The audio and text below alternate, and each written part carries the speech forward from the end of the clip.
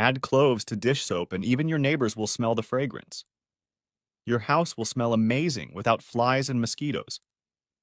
You need to try this at home today. Everyone asks me what my secret is. So today, I'm going to teach you how to make it. To start our simple tip, put some cloves in a pot. There isn't a specific amount for this, just a handful of them. For those who don't know, cloves are a powerful ally against mosquitoes, besides having a very pleasant smell. Now we're also going to add 2 cups of water. Then turn on the heat and let it boil for about 5 minutes. After the time has passed, we can turn off the heat. Now just let it cool down a little bit. Next, let's strain the mixture because we're only going to need the liquid.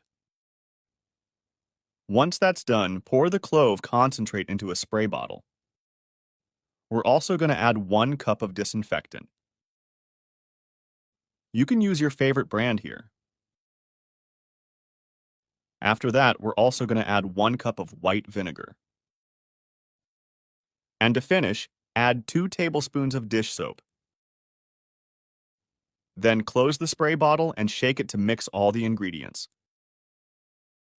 And with only this mixture, my house no longer has insects, nor that smell of dog and cat urine that tends to stay on the carpet. This simple mixture can keep your house smelling fresh 24 hours a day. And if that wasn't enough, it's also great for keeping insects away, like flies, mosquitoes, cockroaches, and even some types of spiders. Just spray some of this in your bedroom, living room, bathroom, wherever you want, because it's perfect for eliminating all bad odors, and especially the dampness that tends to appear when the house is closed up for a long time. And the best part is that it's super cheap and easy to make, as you probably already have all the ingredients at home. And don't be surprised when all your guests ask why your house smells so good. Here's the secret kept under lock and key by a retired housekeeper who revealed this trick to me.